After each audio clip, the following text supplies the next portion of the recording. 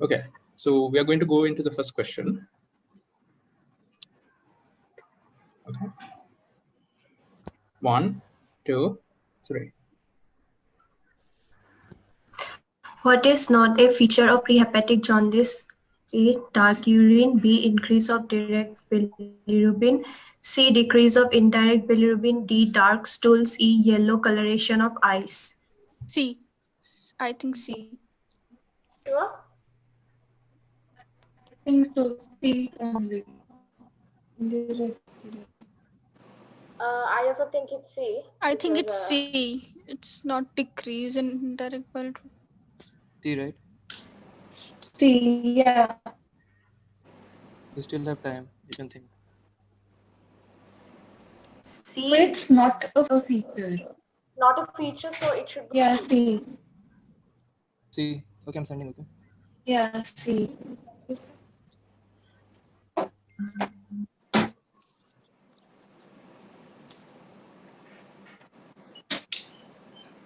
Okay, I'm going to the next question. Next question will begin now. Which is not true about gallbladderoma, it rare disease. B. Majority are adenocarcinoma. C. A palpable mass in a sign. D. Common yawl. E. Can cause intrahepatic abscesses. Not true about gallbladder carcinoma. Gallbladder carcinoma. It can cause intrahepatic. Dipali? E. It's not true, which is not true. It Not- can cause intrahepatic abscesses. I think palpable mass is not an early sign. Okay. Because the gallbladder, right?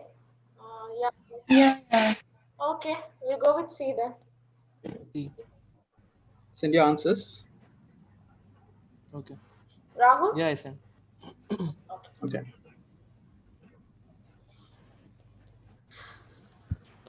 Next question, and I will start the timer after 30 seconds have passed. Okay, so the bar will start to move after 30 seconds have passed.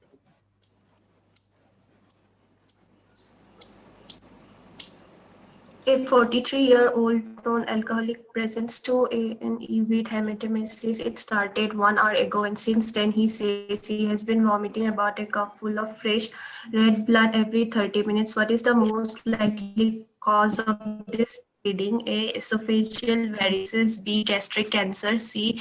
Morhewe syndrome. D. Gastric ulceration. E. Duodenal ulceration. I think it's D. D. Alcoholic. Wait, It could be A. It can be A, right? It's A. Yeah. Due to portal. There's some complication of because this guy will be most likely to have cirrhosis, so it might be. Yeah. Then portal hypertension. He might be having Yeah. acute gastric ulceration. I don't know. He might be having No, acute gastric ulceration. Gastric send A because gastric ulceration it doesn't mostly cause hematemesis. Yeah, hematemesis. But A. it's A because cup full of fresh bread blood, no? So Yeah. it should be A. Yeah. The others are not likely to cause that. Okay, you have 10 seconds. You have sent the answer, right? Yes. Okay. Yeah. There was a problem with the bar. That's why. Yeah, it's not running. Yeah. I will. Okay, every 30 seconds I'll let you know. Okay. Okay, now it's running. So after 1 minute, I will let you know when it's answered. Which of the following is false about the typhoid fever? Intestinal epithelial cells which are invaded by the typhoid bacillus are called typhoid cells. B. Typhoid bacillus infection can cause intestinal hemorrhage. C. In the medullary stage, lymphatic tissue in lower ileum can project from the mucosa. D. The typhoid bacillus is transmitted by consumption of contaminated food or water. It's A. I'm not Is sure. it A or is it? It's A or C, I think. right? B and D are correct. Yeah. Yes. B and D are correct. Okay, so Only tell me one what is- Go come with on. A, I guess. Yeah. A. Yeah. A. Maybe I. A. Intestinal epithelium. A, did you send? Okay. So you guys have 35 seconds. You sent, right? Okay. Yeah. Next question. Wait, someone is sending me a message. Okay, I have to push someone.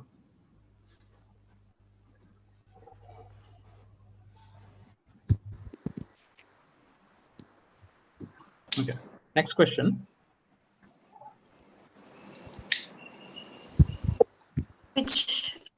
Which of the following is not true regarding volvulus? A. Coffee bean signs seen in the X-ray. B. Most common site is the C. Basal obstruction. D. Can lead to ischemia and necrosis. E. Constipation can be predisposing factor. Guys, anyone D is know? correct. D is correct. D, E, C, they're all correct. B, E is correct. B is correct. About the coffee bean. So what's the answer? E. I don't know.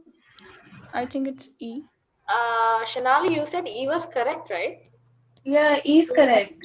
E is correct. Is it That's B? not true. D is B. correct. B, It B. can Then- cause ischemia. I'm talking about B. B B, is wrong, B right? can be wrong. Yeah. B. Go with B. B. That I was Yeah, planning. that's what I was asking. Most common site Okay, is then B. Ascending column, yeah. B. The answer you selected was B, and I marked it. Next question.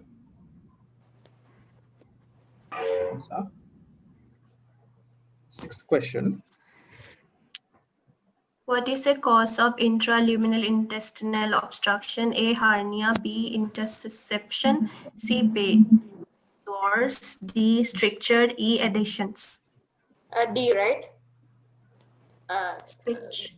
Dipali, stricture. Blockade, like it causes narrowing Yeah. of the. Hernia I can't happen. think it's D. D. D, huh? D, right? Guys, the others? D. What do you think? I think It's D. D. D. It's Stricture, D. yeah. D, right? Stricture. Okay, great. I also think so. What did I say? Because Send me usually the answer. stricture can be D. like Stricture, stricture. Yeah. D, D, yeah. Rahul, yeah. Yeah, I said. Okay, great. So the answer you selected was D, and I marked D. it. Okay. Next question.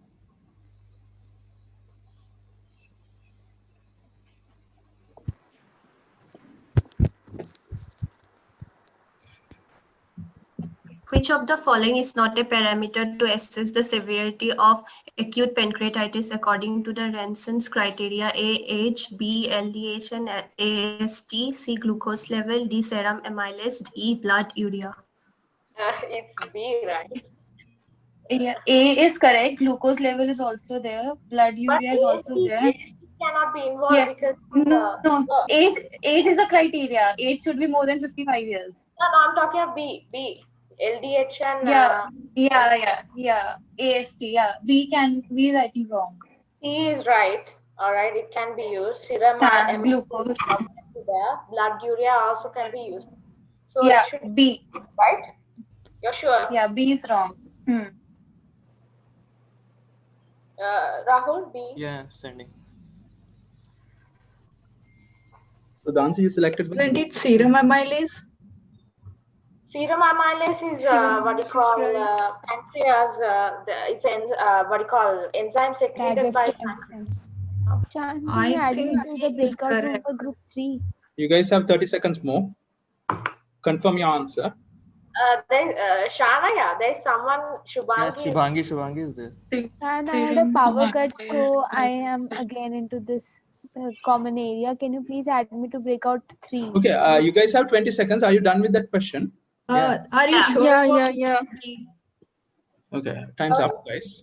I think I'm sure because liver, it's a liver, what do you call? Amylase is secreted by liver, right? Am I sorry, not pancreas, able to pancreas. No, Manage Guys, pancreas. yeah, Pancreas. guys, you Yeah. can't change the answer Pancreas. now. You guys can't change Yeah. the answer now. Yeah. So, Okay. 8th question.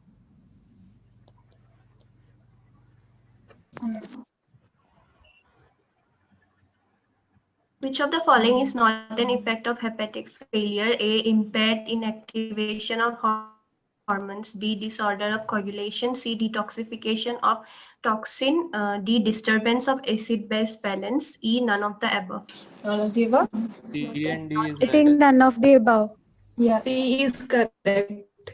Yeah, E is correct. Go A ahead. is correct. E. B is correct. Jaundice, Not hyperestrogenemia, everything comes. It's not there. Yeah, all Go of with them are E. also E, right? None of E, the right? above. Yeah. Go with it. Okay, great.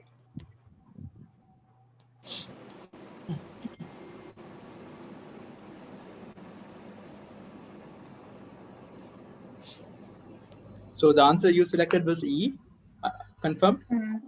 Yes. Okay, I'm going to go to the next question.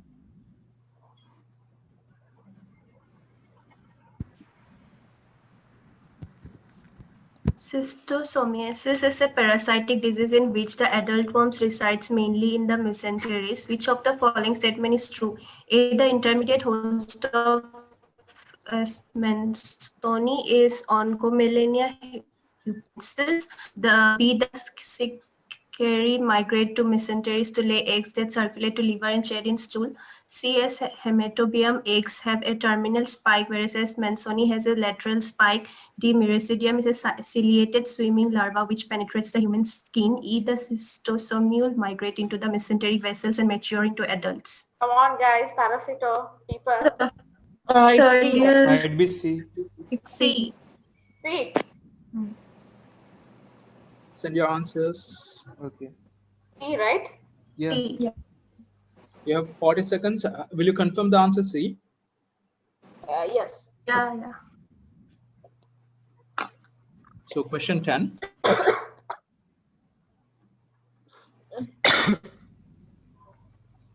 So I'm going to the 10th question.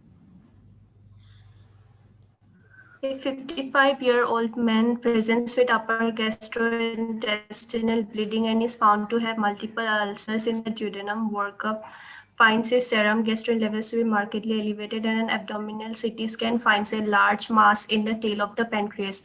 A biopsy from this pancreatic mass finds an islet cell adenoma that secretes gastrin. Which of the Zollinger-Ellison syndrome. Zollinger. Zollinger-Ellison syndrome. Zollinger-Ellison.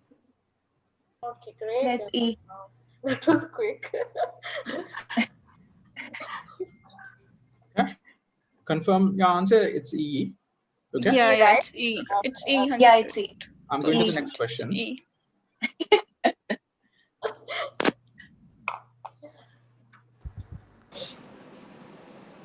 Routine screening colonoscopy is performed on an asymptomatic 50-year-old man and finds a 5mm lesion in the sigmoid colon. The lesion is removed and histologic examination reveals a polyp composed of stratic epithelials having higher chromatic nuclei and decreased mucin production. Finger-like villus projections are not seen. Which of the most likely diagnosis? A. Hyperplastic polyp. B. Inflammatory polyp. C. Retention polyp. D. Tubular adenoma. E. Villi adenoma. Tubular, I think. Tubular. It'd be an adenoma, right? Tubular adenoma. Yeah, the others are polyps don't have dysplastic. No? Should be a cancer. So. You guys have 40 seconds. Rahul? Yes, and All right, great. So the answer you sent is D. Is it confirmed? Yes. Yeah. Okay. So question number 12.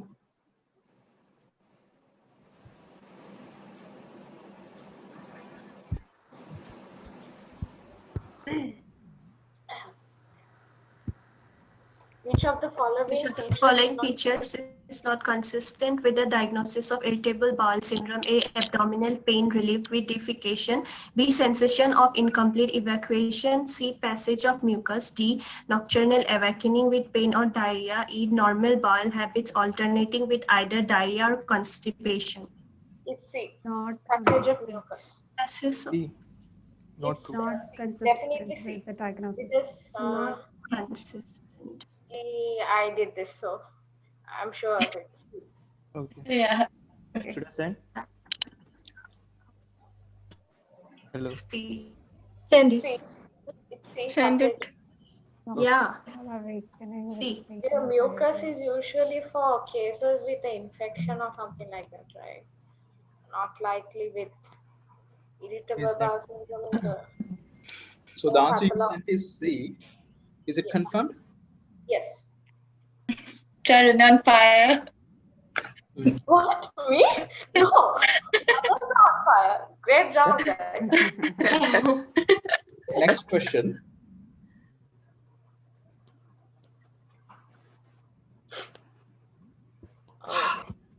Charan, you need to answer this too. Helen, Which of the following findings is more characteristic of ulcerative colitis rather on this I think it's A. It's proximally A. without stipulations? you say. Yeah. Inflammation beginning in the rectum and external oxidation. Oh. One second. Let me. Yeah. Yeah, A. God, this called. Why should I say it? Yeah, it's A. A. Yeah.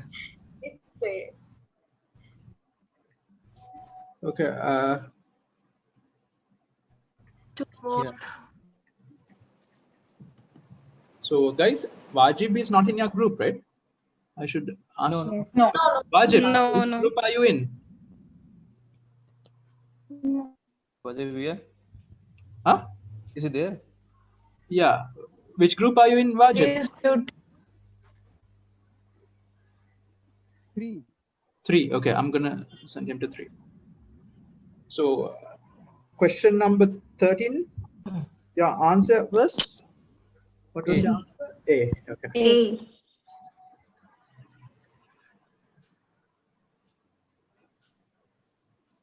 So, question number 14.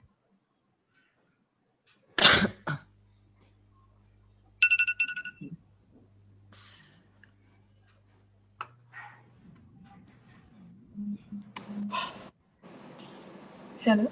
A 20-year-old woman presents with a sudden development of nausea, vomiting, and right lower abdominal pain. Physical examination finds a mild fever, and laboratory evaluation finds an increased peripheral leukocyte is taken surgery where an appendectomy is performed. The following histological changes is most likely to be present in her appendomorphic material within the B, caseating granulomas within the periappendicular fat. C. Hyperplastic lymph follicles within the lamina propria.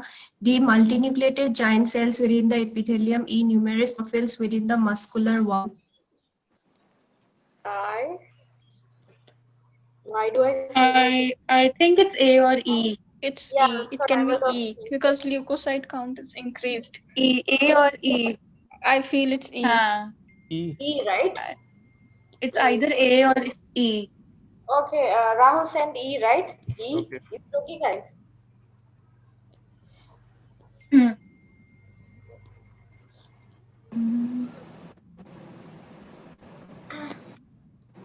Okay. Yes, sir. Confirm your answer is E. Yeah. Okay.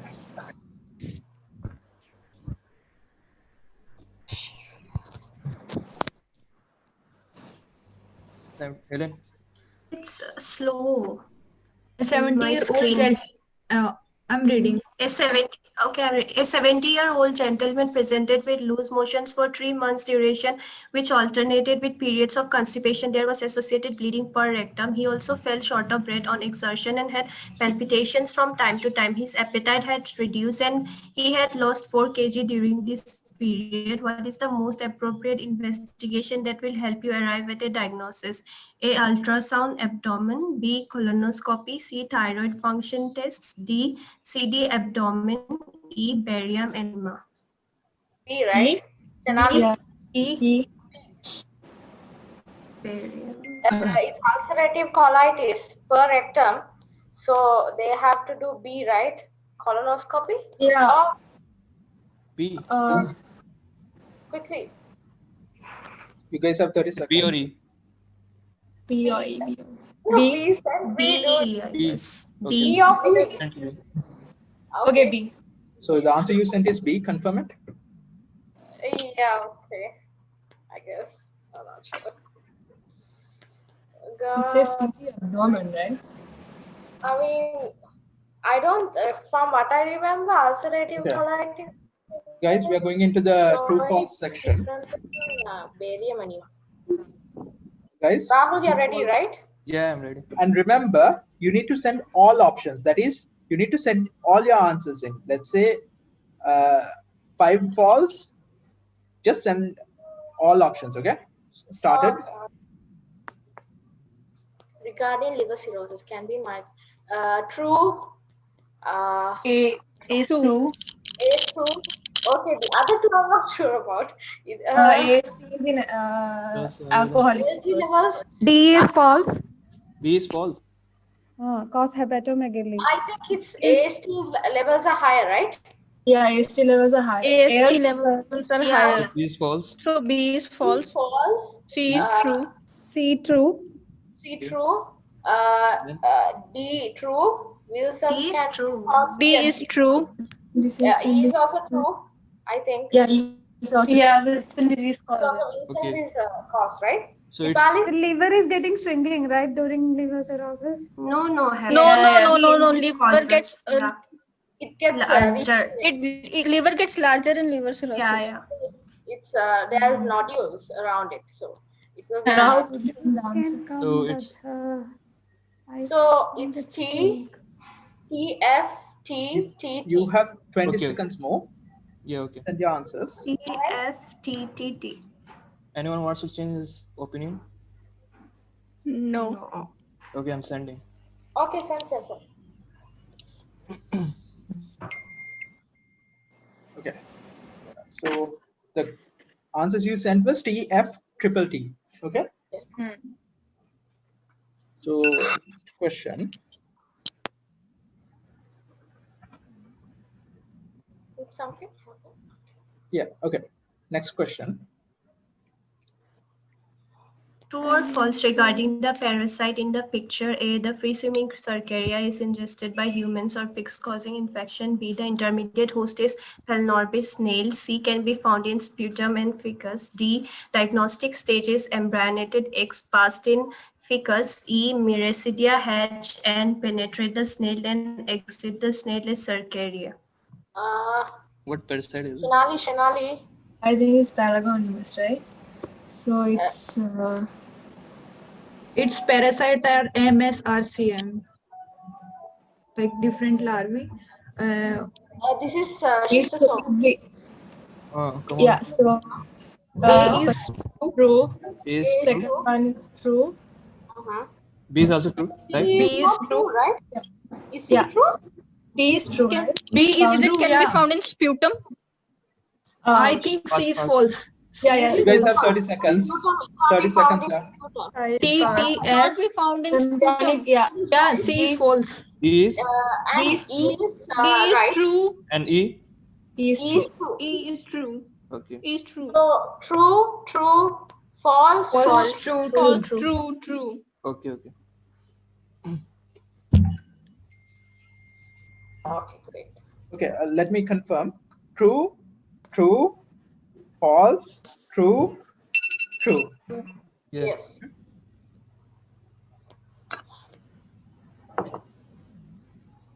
Next question. Question number 18. Okay.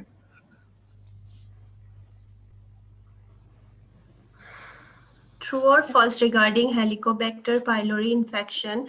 A, Helicobacter pylori is a gut commensal. B, the risk of adenocarcinoma of the stomach is higher in infected individuals.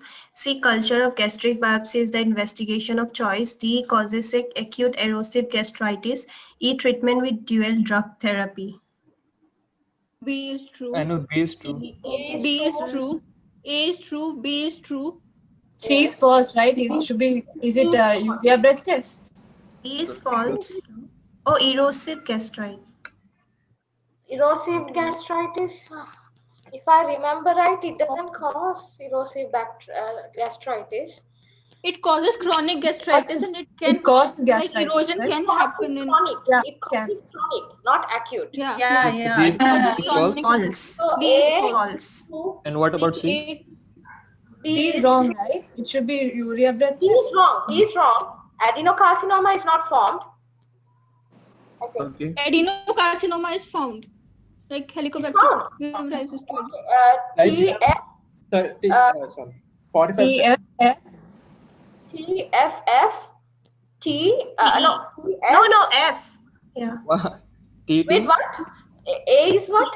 Gut commensal. It's gut commensal. Come on. Guys, What's 20 that? seconds more. TFFFT, right? It causes 20 seconds more. adenocarcinoma, I think. It doesn't TFF cause squamous cell. Okay. is adenocarcinoma. It's true, right? TT. Yes, to second Yeah. is true. Yeah. Yeah. It causes adenocarcinoma. 10, Okay, 9, TT, okay. TTFF. FF, T. Okay. Yeah. Guys, time's up. Yeah, sent.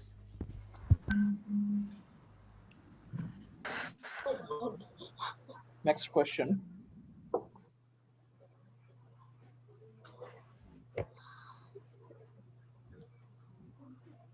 Right. Regarding viral disease, hepatitis D virus can cause infection only when it is encapsulated by HPSCG. B, in areas of high endemicity of hepatitis B, horizontal transmission is the main mode of transmission. C, hepatitis A virus is spread by fecal oral transmission and it usually causes fulminant True. hepatitis. D, both hepatitis B and C A is viruses can true. cause A is true, hepatosemic- B is false Yeah. because A it is causes true. vertical transmission. C is true. Hepatitis A, true. B is true. D is true. C is false. C C is is- false. C is true.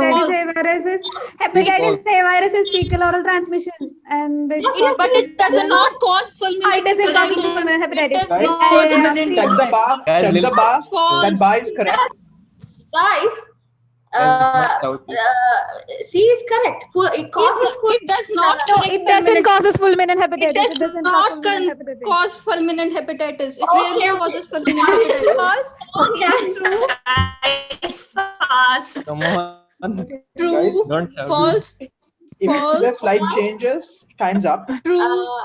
True. True. I False. sent. False. I sent. True. Okay. Yeah, he's right. Okay.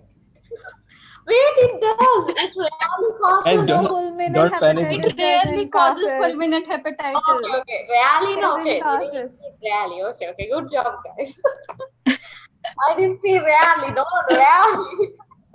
So last question. Hit the timer because this time it's correct. If it goes to the time's up, it's done. True or false regarding pancreatitis? A, alcohol is the most common cause. B, pain is usually severe and relieved by sitting forward. C, Cullen sign is blue discoloration around umbilicus secondary to hemiperitoneum. D, abdominal pain associated with chronic pancreatitis improves with progression of the disease. E, CT will be abnormal in the vast majority, including mild disease. C is false. A E is also false. A is. C is correct. true. E- A A is. is correct. Okay. Yeah. D is is correct. Correct. Then D is wrong, right? Improves with progression of disease. is false. D is false. E is also false. Okay, C so What is about correct. D? D, C is correct. D pain is usually severe. Guys, come on quickly. Come on. You have around 15 seconds. Green is Okay, T, Okay. F. F. One guy say. Guys, come on quickly. Okay. TTFFF. Okay. Yes, correct. Okay. So it's done. Now I'm going to ask the others also to come back. Breakout. Guys, I hope we did well, right? I think so. Let me. Guys, are Now- you sure that the liver cirrhosis causes Navya, hepatomegaly? Navya, I you're told correct. you to check schistosomiasis. Navya Oh is my correct. About the liver. It Sorry? doesn't causes hepatomegaly. It will shrink and it will become Yes. brown. And Oh, the color no, is. you're right. I told you, no one hear me. Oh, Navya. And you're muted. So, guys, please check the ranks. And a friendly reminder, the first answer in MCQs is always going to be more correct than a second guess. Okay? This has happened in most groups, it seems. Okay? So, team 5, which case will you select? The numbers are case 1 to 5. Which case will you select? Charina, go for your gut. Huh?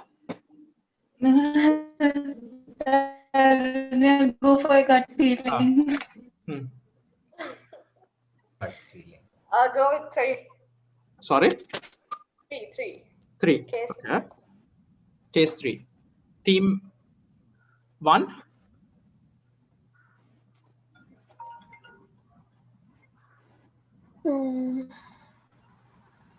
Two.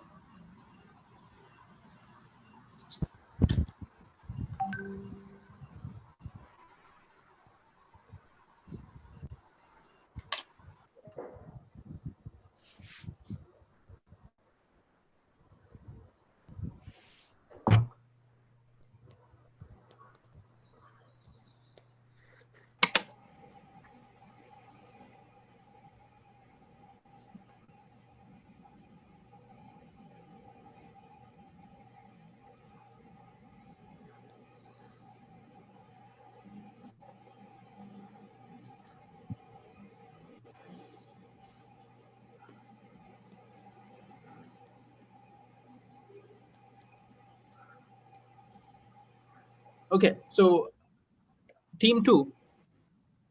5. Okay. Team 3.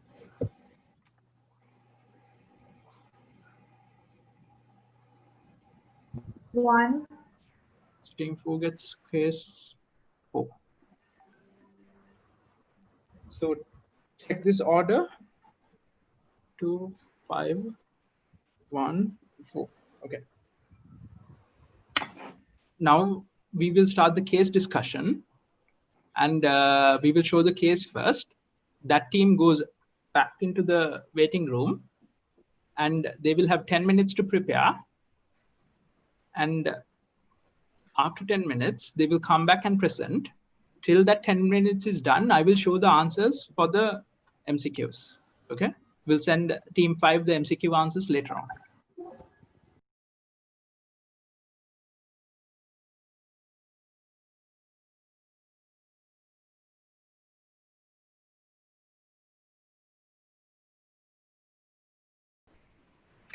So Akansha, you can start. The oral cavity is the very first part of our alimentary system. Anterolaterally, we have lips and the cheeks. On the upper part, we have our palate, and on the lower part, we have soft tissues. And on the posterior part, we have isthmus of Faucis that is composed with our uvula, the palatine venulum, and palatoglossal arc, and the root of the tongue. And talking about the upper palate, that is also divided into the soft palate and the hard palate. That's it. All right. Anything else to add? No. Okay. Okay. All right. Who's presenting the case? Me. Okay.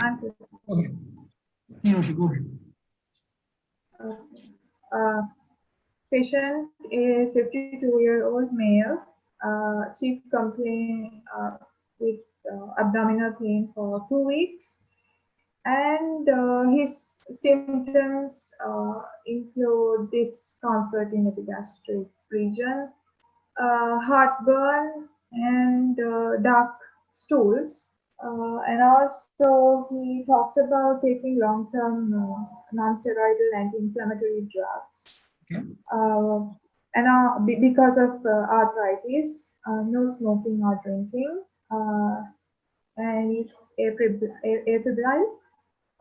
Blood pressure, pulse, and respiratory rate are normal, and pale conjunctiva. So, according to his signs and symptoms, the most likely diagnosis is gastric hemorrhage, which is caused by peptic ulcer disease due to long-term NSAID use. And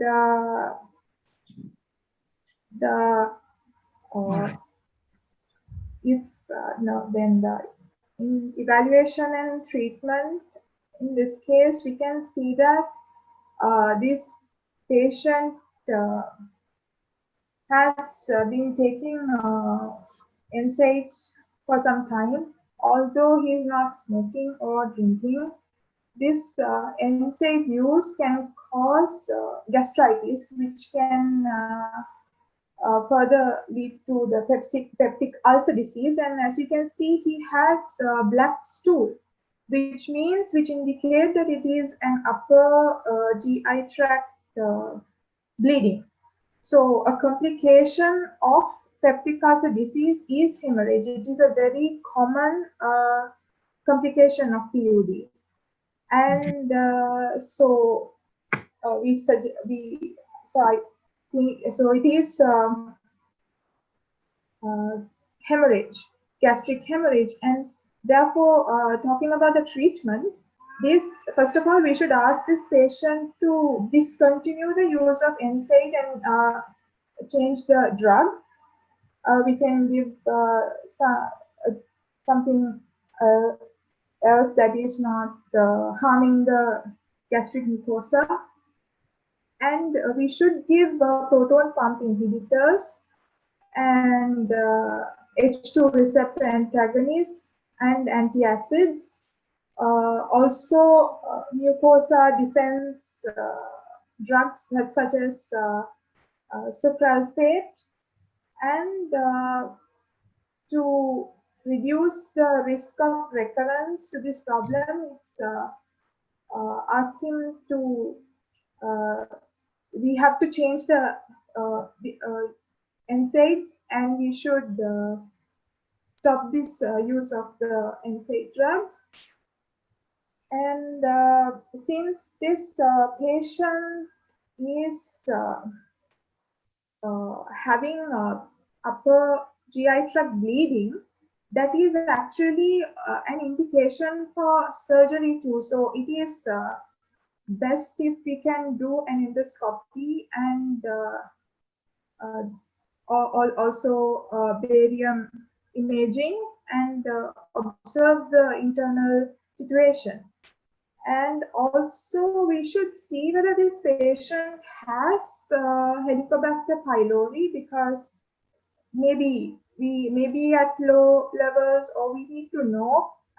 So therefore, maybe we can do a non-invasive test such as carbon-13 or carbon-14 breath test, or HP antibody serum antibody test, and to confirm. All right. Is that it? Do you want to add anything else? No. Okay. So let me ask you this. Can you name at least two additional investigations that you would perform on this patient? Sorry? Two additional investigative procedures you would perform on this patient? You already said colonoscopy. No, what else? Endoscopy. Sorry, you already said endoscopy. What else? And barium imaging. Yeah. Give me name two other investigative procedures that you would do on this patient. On this patient, we can also do ultrasound. Why? We can see whether this patient has any bleeding You can look for any scarring. Would you like to exclude any other possible diagnosis? Helicobacter pylori. I want to, so therefore I have. No, yeah, okay. So you listed hemorrhage as one of the complications of peptic ulcer disease, right? Yes. Can you name any other complications due to peptic ulcer disease? Perforation, which is considered the most lethal one. And stomach cancer can occur in a very small percentage, but it still occurs. And obstruction in gastric outlet obstruction. All right. Okay, so you said you recommended that the patient should be discontinuing his NSAID treatment, right? Instead of the NSAIDs, can you recommend any other analgesics to be prescribed to this patient?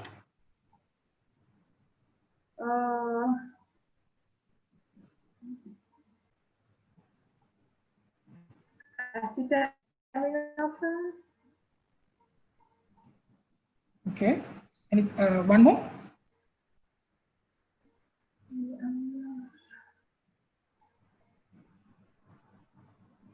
Okay, thank you.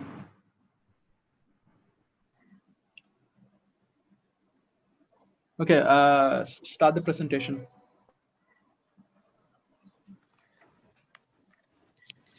The tongue is a muscular organ which forms the floor of the oral cavity.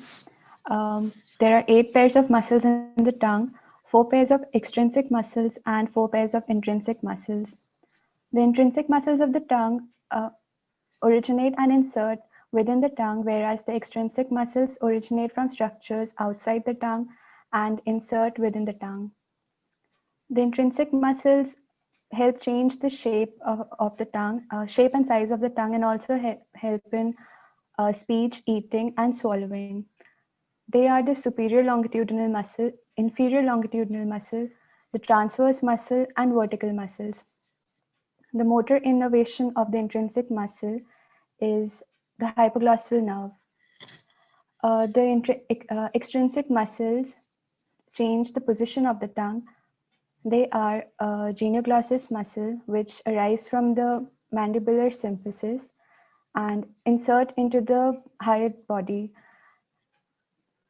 Their function is to protrude the tongue, fold the tongue, and it also depresses the tongue.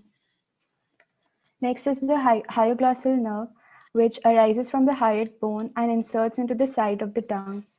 It also functions to depress and retract the tongue. The next pair of external muscle is the styloglossus muscle, which originates from the styloid process and inserts into the side of the tongue.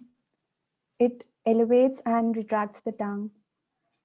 Now, lastly, we have the palatoglossus muscle, which arises from the palatine aponeurosis and inserts across the tongue. It also elevates the posterior aspect of the tongue. All the intrinsic and extrinsic muscles are innervated by the hypoglossal nerve, except the palatoglossus nerve, which has vagal innervation. That's it. Thank you.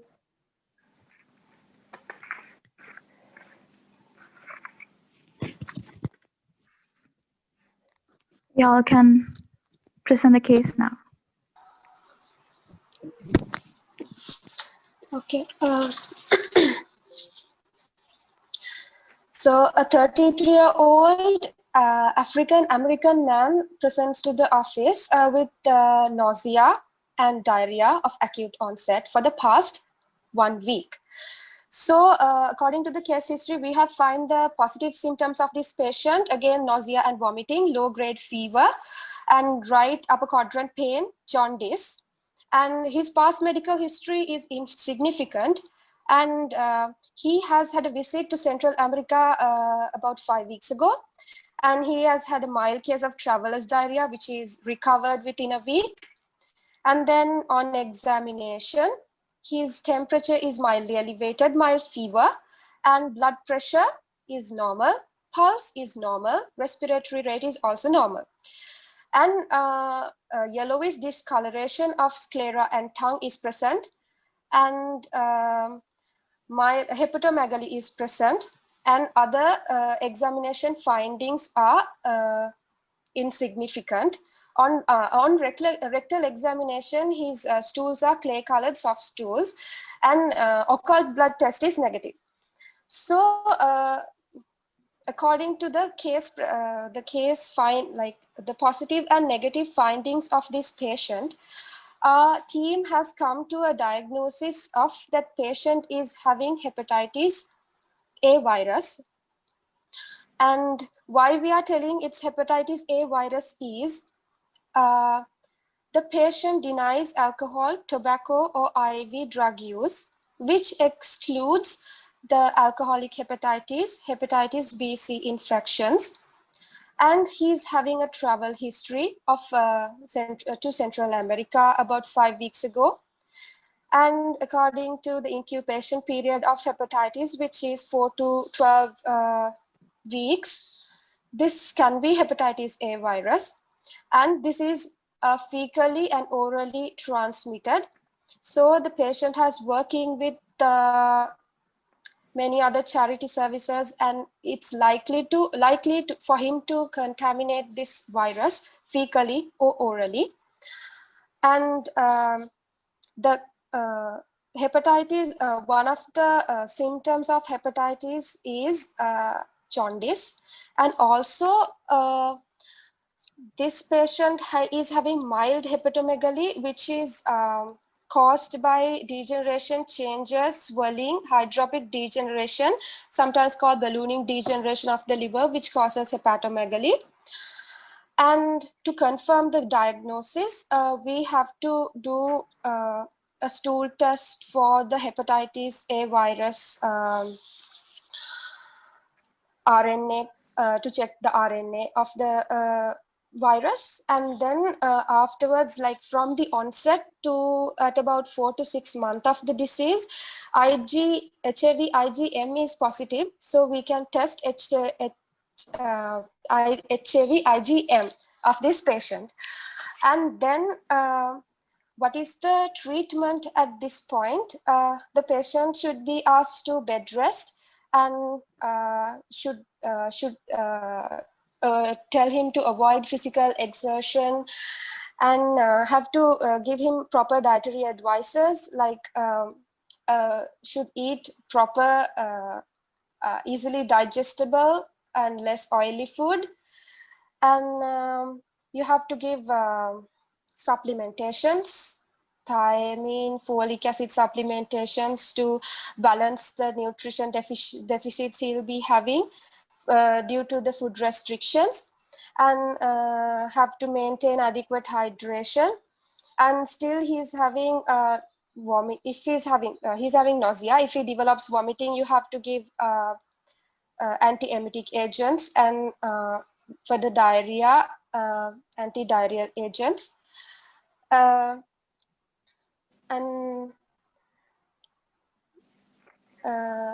And we have to advise the patient to pay much more attention for the personal hygiene, to wash your hands before eating and wash your hands after using washrooms, and like the personal hygiene instructions.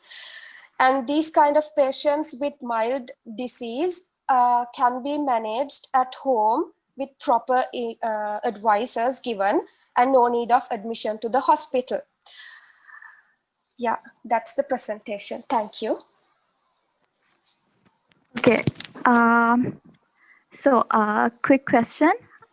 In terms of the nature of the, the infection, like chronicity, chronic or acute infection, in terms of the nature, how do you distinguish between hepatitis A viral infection and B and C? Hepatitis A. Yeah, tell Arshi. Generally causes acute hepatitis, and then in B the chronic cases are rare, and if it's there, it presents with the ground glass hepatocytes, And in C, the chronic cases are common. And yeah, the chronic cases are much common than compared to B. Okay, there are some cases in which there can be hepatitis A in a patient with like a patient who is already having B or C. Hepatitis A infection can occur together. So in that kind of a situation, what do you call it? If hepatitis A occurs together with B or C, what is that condition called? There's a specific name for A and B, right? Like having both A hepatitis and B. A viral infection can lead to a certain condition in patients who have chronic B or C infection. So do you know the name of the condition? Not the name, what do you call it?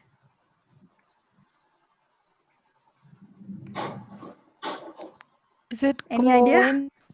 Co-infection?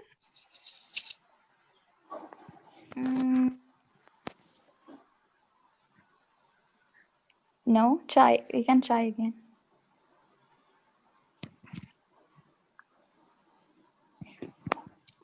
Hep A can occur in a patient who has B or C infections already. What's the condition called?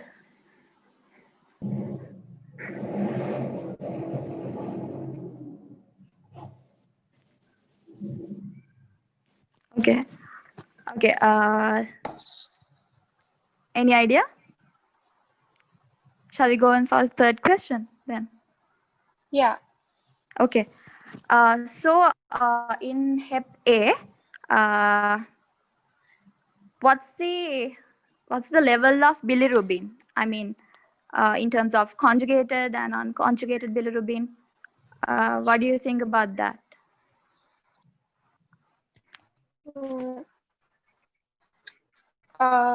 Hepatitis A is of course in the liver, so it's the extrahepatic part of the bilirubin cycle is obviously not affected. So in the river, it's a river parenchymal disease. So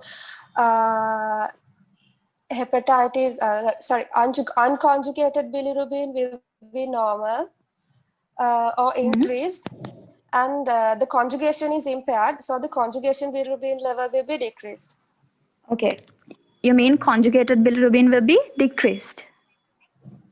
Yeah. Okay. Okay, that's it. Thank you, guys. So are you ready with the presentation? Yes. Who's presenting the anatomy question?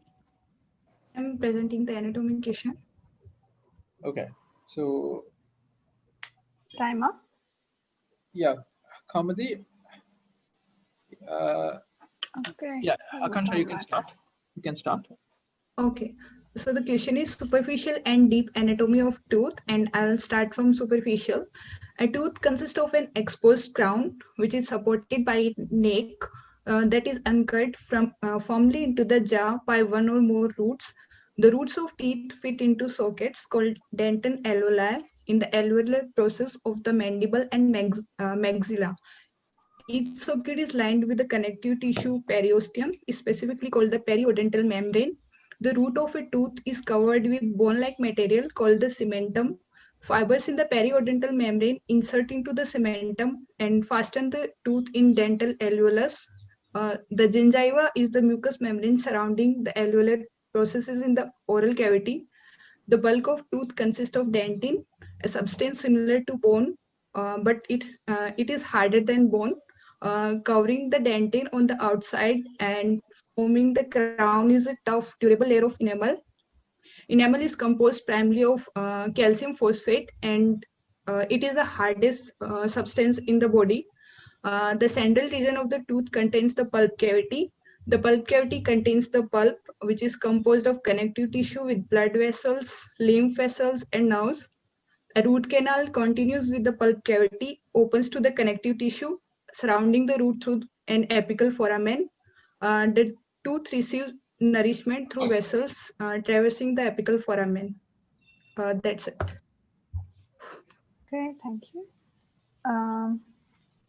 You're the second year, right? Yeah. Yeah. For the second years, I have a question.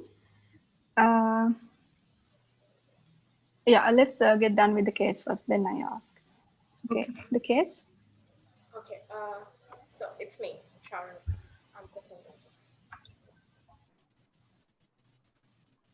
Hello? Hello, yeah, can you hear me? Yeah, Charu, I can't hear you properly. You can't hear me? Can you hear me Yeah, now? like, yeah, better. Okay. Okay, I'll speak loud so Yeah. you can hear me Yeah, right yeah. now. Okay, so this man, it's a 45-year-old man. He has no name, and his age is 45, and he's male.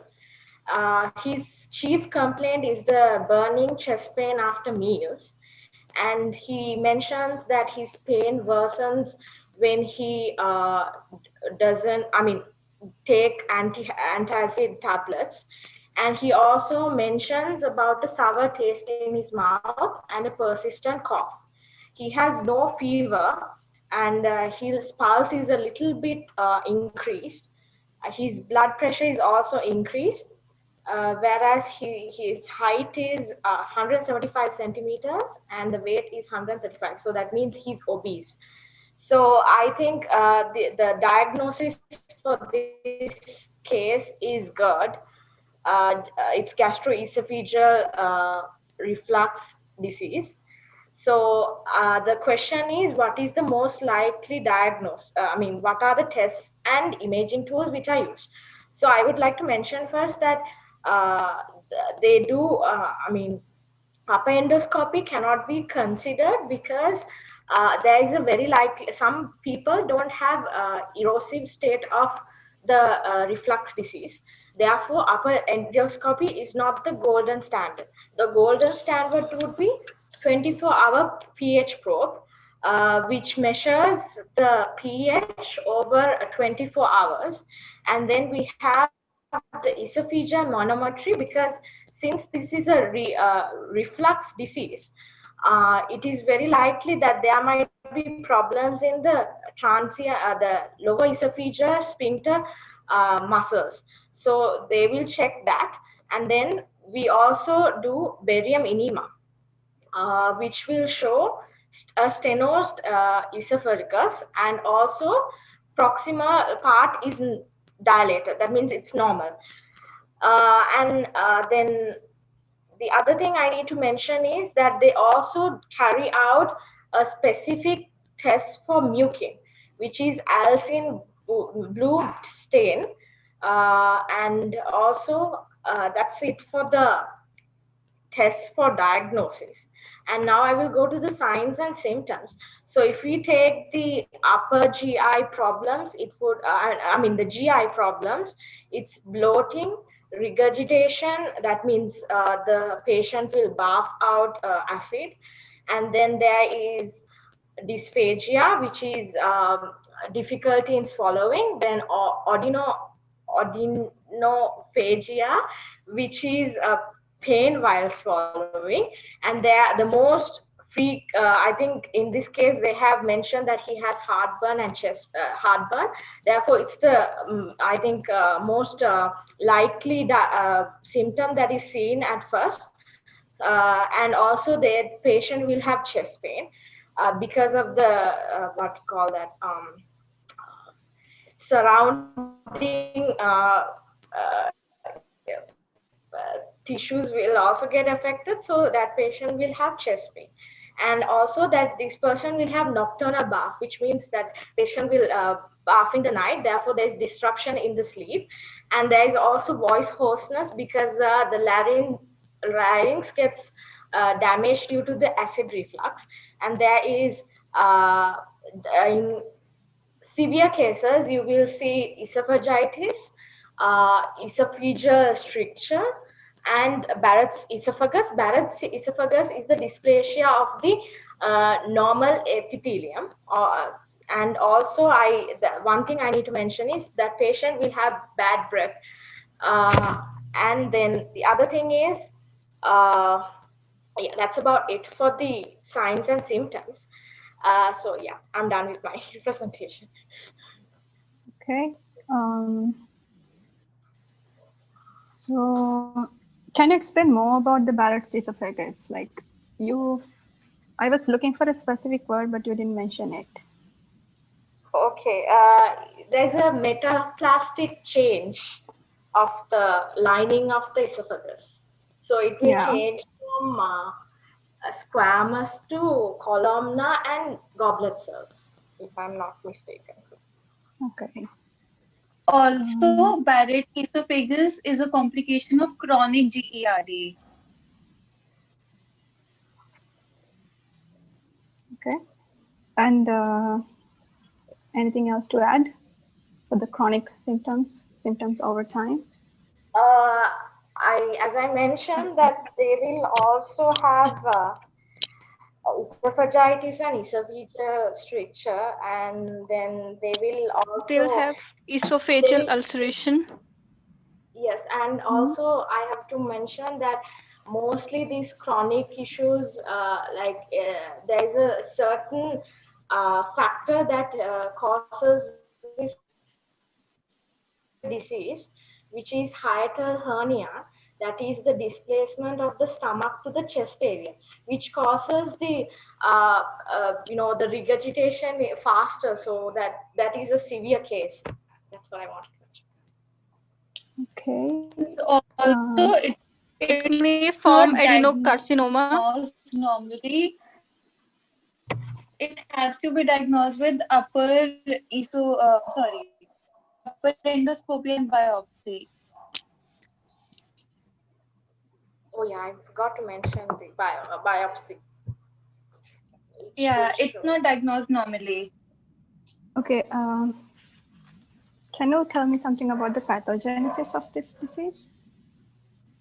Pathogenesis would be it's multifactorial. It is a complication of long-standing gastroesophageal reflux.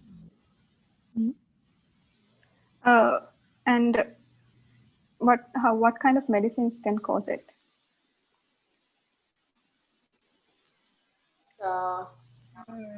Can be caused due to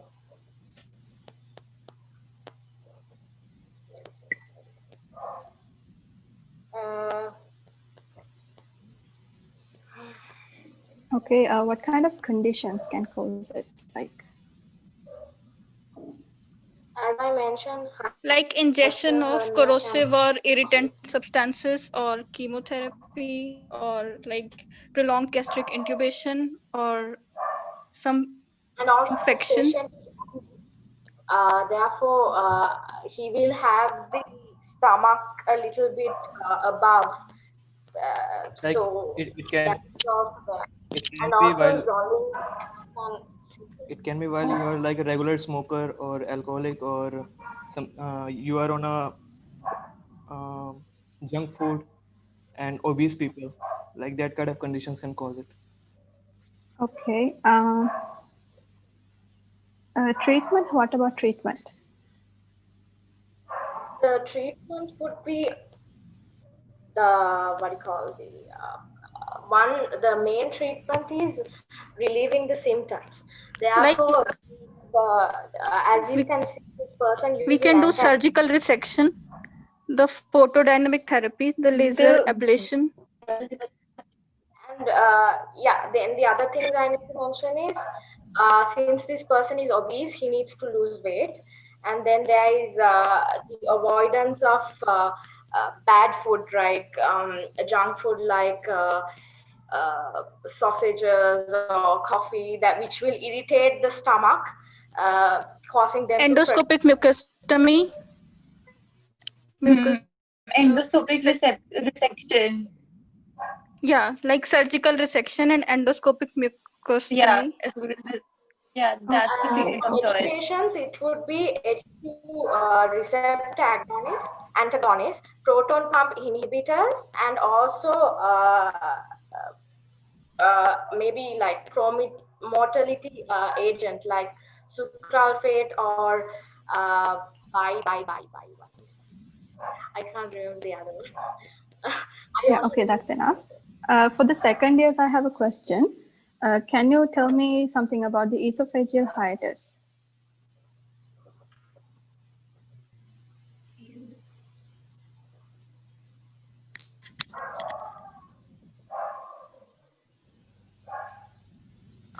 Like the esophageal hiatus is the opening in the diaphragm through which the esophagus passes through the passes from the thoracic cavity to the abdominal. And Yeah, it abdominal lies at cavity. the level of T10 vertebra. Yes, T10, right. Thank you. So, group 4, right? So, are you guys ready? Yeah, we are ready. Okay, then we'll start with the anatomy question.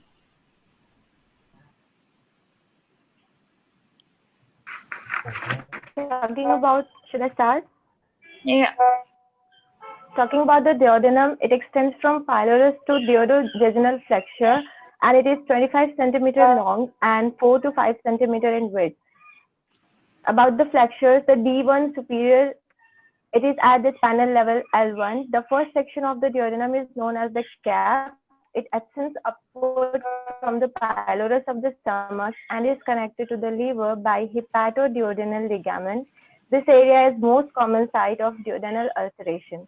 The initial 3 centimeters of the superior duodenum is covered anteriorly and posteriorly by visceral peritoneum, with the remainder retroperitoneal, which is only covered anteriorly. D2 descending curves inferiorly around the head of the pancreas. It lies posteriorly to the transverse colon and anterior to the right kidney.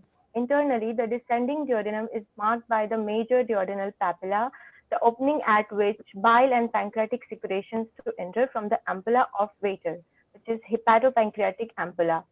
D3 is inferior at the level of L3. The inferior duodenum travels laterally to the left, crossing over the inferior vena cava and aorta. It is located inferiorly to the pancreas and posteriorly to the superior mesenteric artery and vein. D4 is ascending at the level of L3 to L2. After the duodenum crosses the aorta, it ascends and curves anteriorly to join the jejunum at the sharp turn known as the duodejunal flexure. That's it. Okay, who's doing the case presentation? I will be doing it. Okay, you can start it. So our case is about a 40-year-old man coming to the clinic having 10 episodes of watery, non-bloody diarrhea, which started last night. And within this time period, he has already vomited twice, but today he is able to tolerate liquids. And he has intermittent abdominal cramps, typical muscle aches, weakness, headache, low-grade temperature, and his daughter has the same sort of symptoms in the morning. On questioning, he had done no surgeries, no any medicational history. He does not smoke cigarettes, drink alcohol, or use any drugs, and have never done a blood transfusion. And when so his family had recently gone to the United States and had a week-long vacation in Mexico. And also on examination, he's not in acute distress. His blood pressure is slightly low, but it's not much. And his pulse is okay, normal. And respiratory rate is normal. He has slight fever, low grade. And mucous membranes are dry. His bowel sounds are hyperactive. Abdomen is mildly tender throughout. And no rebound tenderness or guarding. And rectal examination shows no stool. So our most likely diagnosis, since because it's acute, it could be acute gastroenteritis. And for the next step that we would take for this patient. Sorry? No, go ahead. Traveler's diarrhea, moving on. Okay, and the next step we would take for this patient, since he's having a lot of diarrhea, is first manage his symptoms. So you would give oral fluids, oral resuscitation, IV, saline, and while doing that, you can order for stool sample tests and for possible microorganisms or a blood sample testing. And the possible complications for this person could be severe dehydration, as he's losing a lot of water through diarrhea, and this severe dehydration itself could cause a lot of electrolyte imbalances, metabolic acidosis, could lead to hypovolemic shock, malnourishment, kidney failure, and such. Yes. Okay. So it's all right. Okay, then let me ask a few questions. So your diagnosis was acute gastroenteritis, am I right? Yes. So can you tell me like the most common cause for your diagnosis? Most common causes are viral and bacterial. Viruses could be rotavirus, adeno, enteroviruses. Bacteria could be E. coli, Giardia lamblia, even Vibrio, Campylobacter jejuni, Shigella, Salmonella. Yeah. Okay. So what can be like differential diagnosis for acute gastroenteritis? A differential diagnosis could be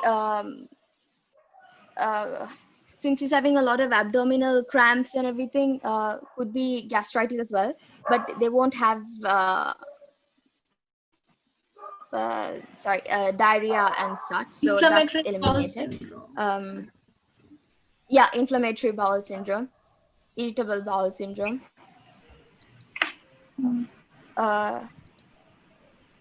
Okay, I'll ask the last question. So if you are to when you're diagnosing, like how will you diagnose? What test or what exams will you do for this patient? Since it's an infection, you would go for the stool sample or blood tests to confirm the microorganisms. Further, you can do immunoassays, serological testing, full blood counts. Anything else?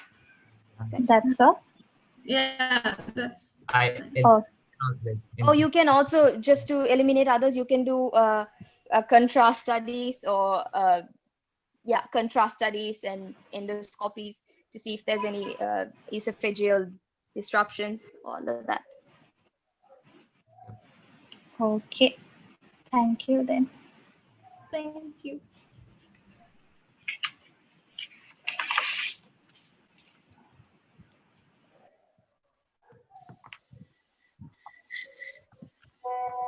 You understand, right?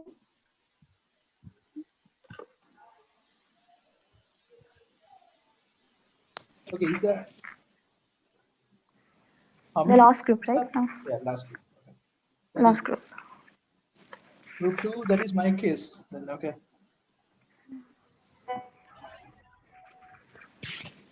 I will ask them 2 false questions.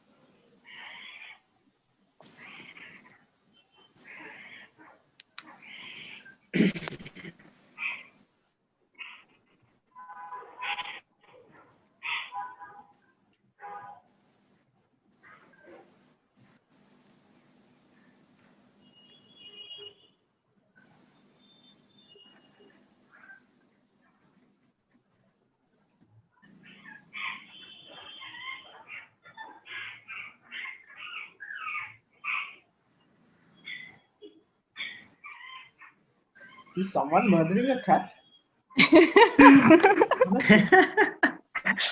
Gauri, Yeah, Gauri. she has some dog with her right now in the room. Some dog. A female dog. Yeah, I want. It's a male dog. And he's quite sleeping nicely, raising his hand for the answers that I'm not allowing him to answer. Just like you.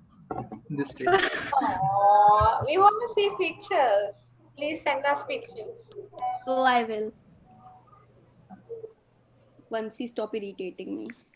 Why you send the one you sent in the group?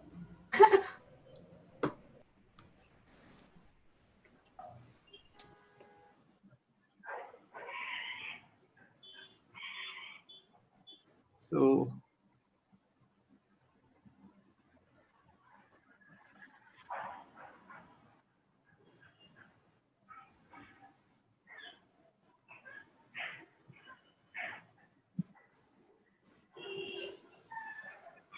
guys, these are the types of questions you will get when you come to subjects like internal medicine. Long questions where you get bored reading the first after the first part. And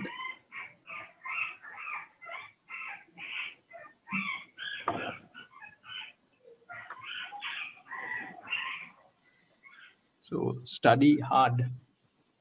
It's not easy. I had the most difficulty of differentiating certain things in liver diseases. I was like, I mean, there was like only minor details that are kind of changed. So it was kind of The hard thing for is, me, that part. Yeah. the thing is, there's always some keyword in the cases, something that is very specific to that disease. If you know that, you can directly go for the answer. Like that's what I do. Yeah, I was going through the UL questions, and most of them it's very easy to understand if you know what exact, like if you are very fluent with the, I mean, very familiar with your symptoms and signs. I think that helps a lot, right? Aya? Yeah, exactly. So for me personally, what I do is I remember, I call those shortcuts, whatever which is specific to the disease, which almost always comes in the case. I just remember that. Like that's what I look for. Once What is God doing? Dude, what is it? She was taking pictures. That's all.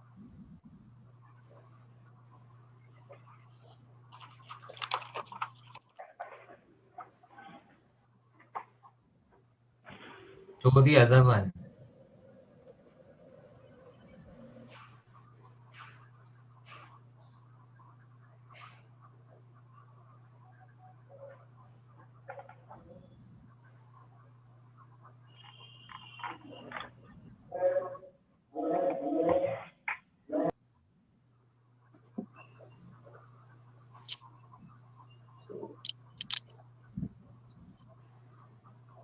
Okay, last John? one, ready? Yeah. That's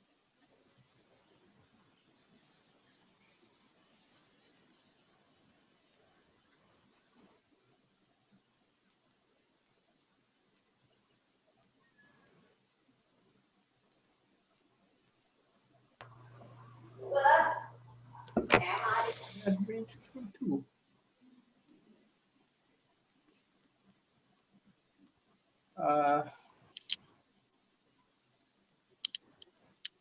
So the room will close in 28 seconds.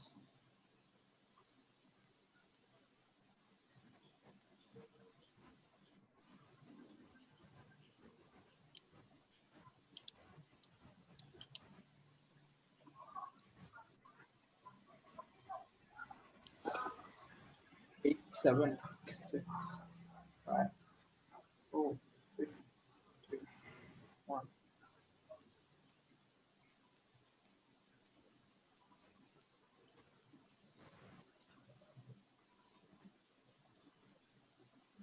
Okay, I see. So, who's going to present this case? The anatomy part? Okay, anatomy part, I will be doing it. Sukirti. Wait.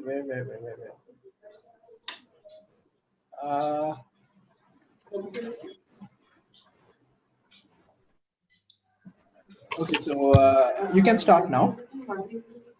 Okay, so the first of all, the vermiform appendix is a worm-like diverticulum arising from the posterior medial wall of the cecum, and it is about 2 centimeter below the iliocecal orifice.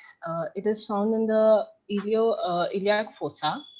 Then, regarding the question that the appendix, basically what happens is like the base of the appendix is fixed and the tip can point at any direction. Okay, then the positions, these we often compare to the hands, to the R hands of a clock. Then the appendix, now explaining the position. So first is like the appendix may pass upwards and to the right, which is the 11 o'clock position. So we also call this the paracolic position. Then it may lie behind the cecum or colon. Then this position, we call it as the retrocecal or the 12 o'clock position. And this is the commonest position of the appendix.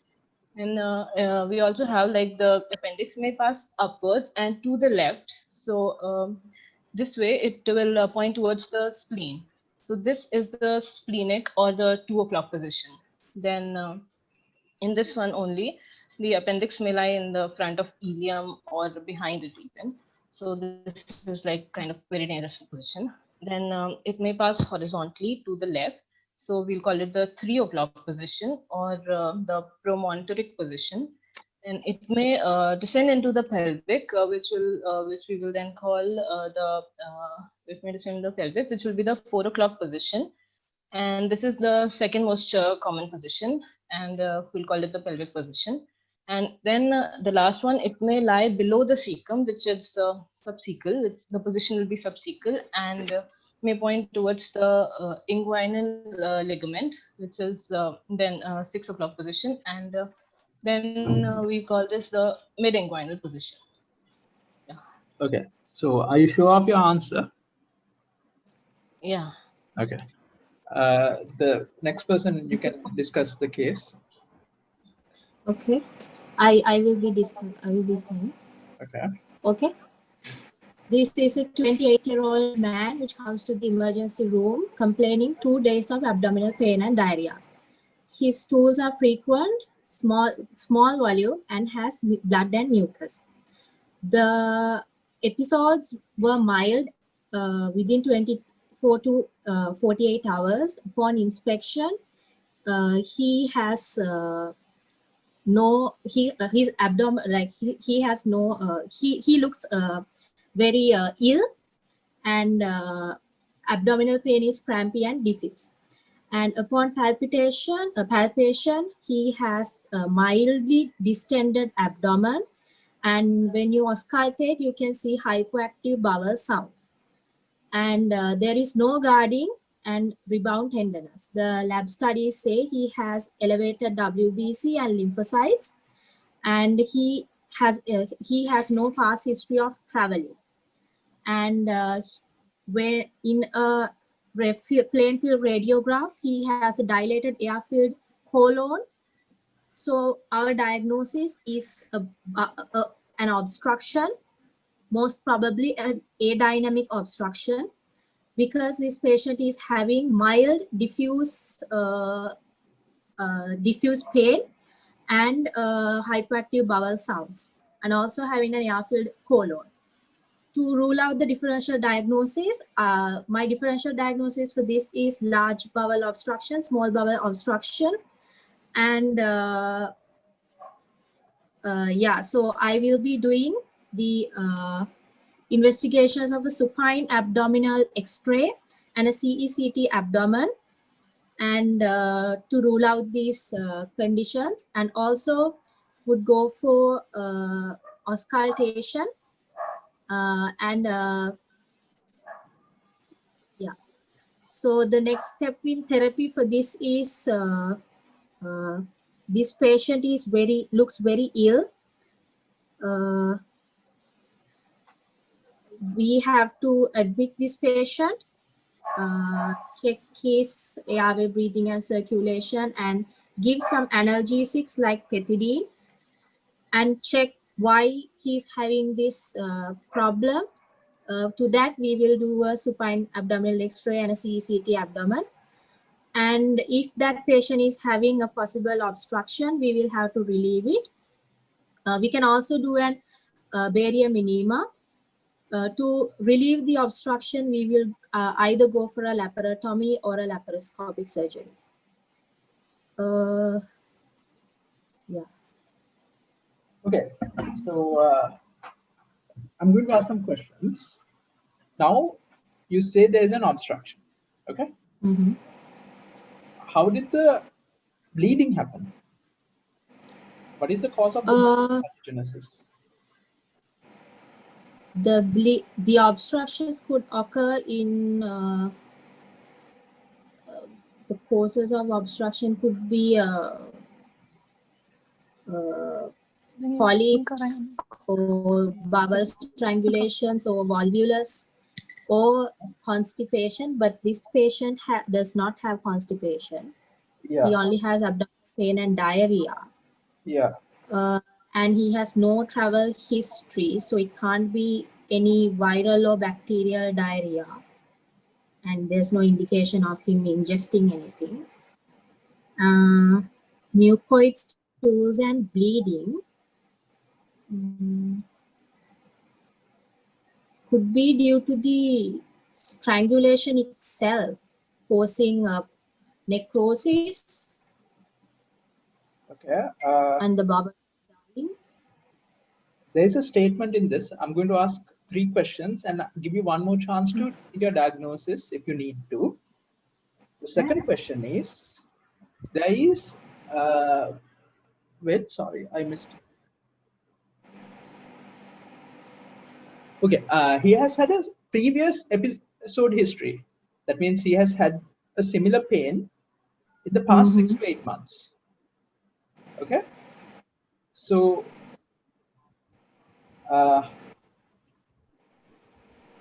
wait, let me rephrase the question. Okay, is there inflammation present in this patient? He does have some, yes. Yeah, he does. Okay. And can you now explain to me how an obstruction can cause an inflammation in this case? Because of like you have obstruction, which means the bowel doesn't get proper blood supply, so your bowel gets necrosed, so there's inflammation right there. Okay. Okay. So yeah. Can we change our diagnosis? That will be the third question. Are you? You can. So we're actually not sure about the diagnosis. Like we will just go. No, the thing is, what diagnosis is not the most important in terms of presenting for me. Like I'm going to be marking this, okay. But I will give has marks. So I might be tricking you guys. I'm just going to give you one chance to change your diagnosis, and for that I will ask one more question. Okay, if there was an obstruction, where would the obstruction be for him to have diarrhea? This could be dumping